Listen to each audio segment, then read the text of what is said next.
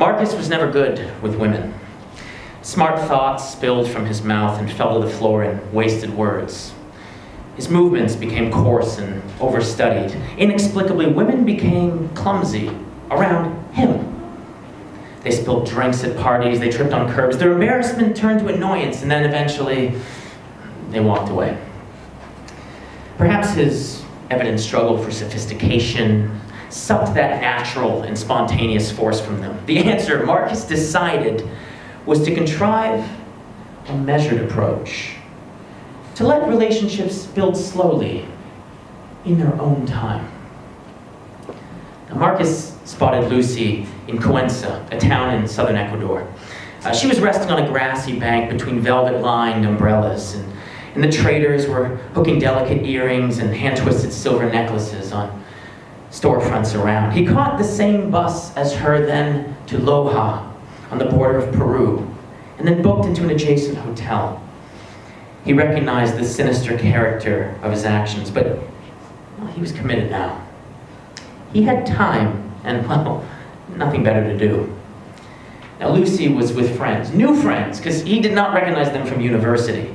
That's where he met her. I won't say met, but he became aware of her would be more accurate. They never actually talked. She was quietly sociable, but no luminary. He was studious, not brilliant, and he assumed he was invisible to her, probably.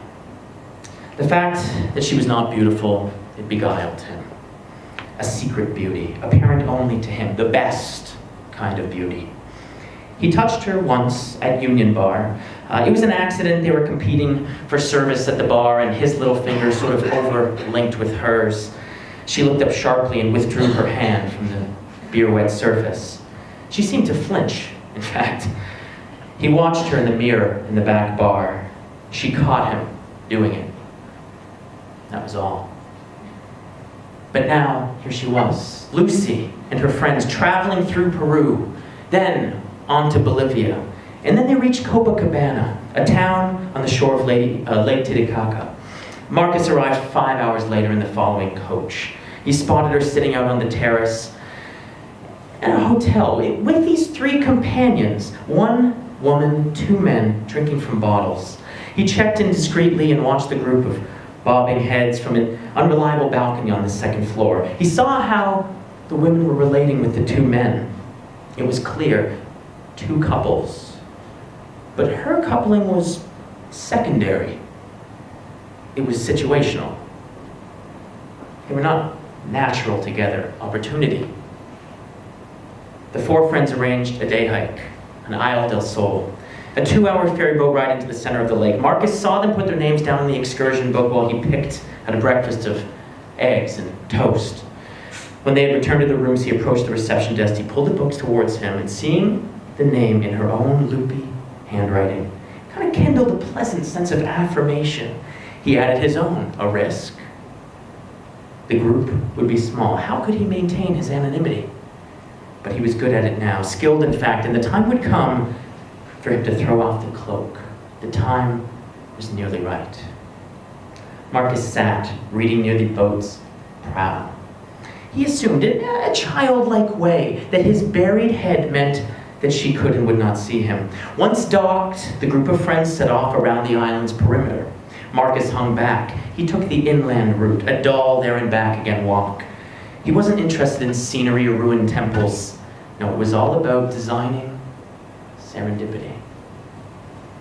He imagined her relief and pleasure at meeting an ex-student from the same university. And from home. Where are you headed? So am I.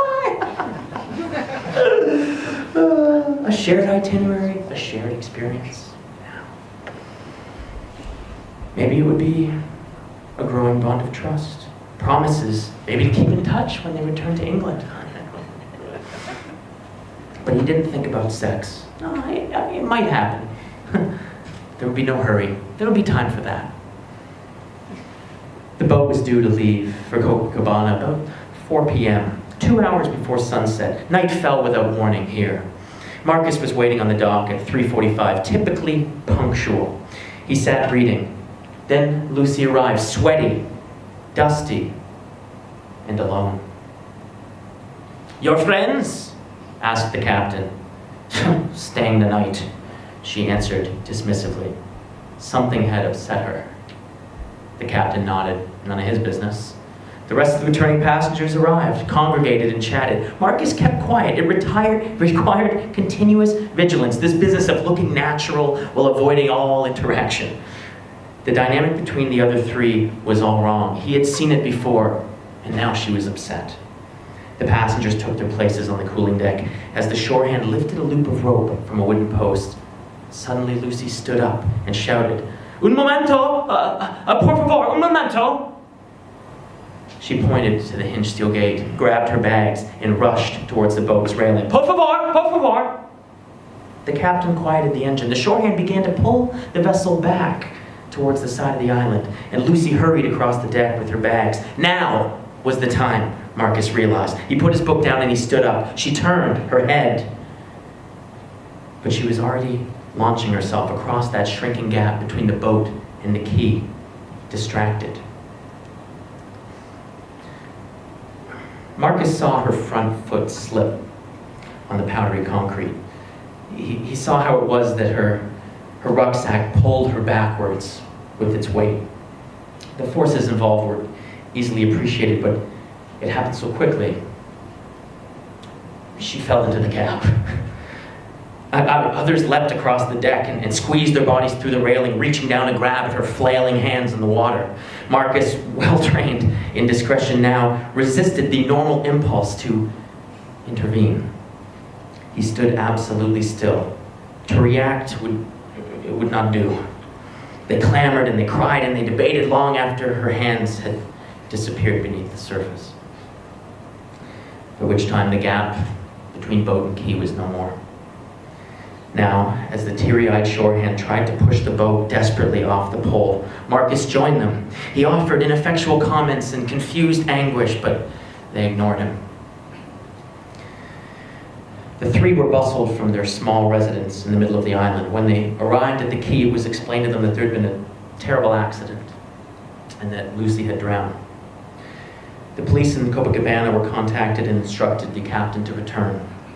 The passengers still sat inside the boat. It was too cold to comfortably sit outside. There was no talk, no chatter. Marcus remained on the deck, choosing to suffer the cold.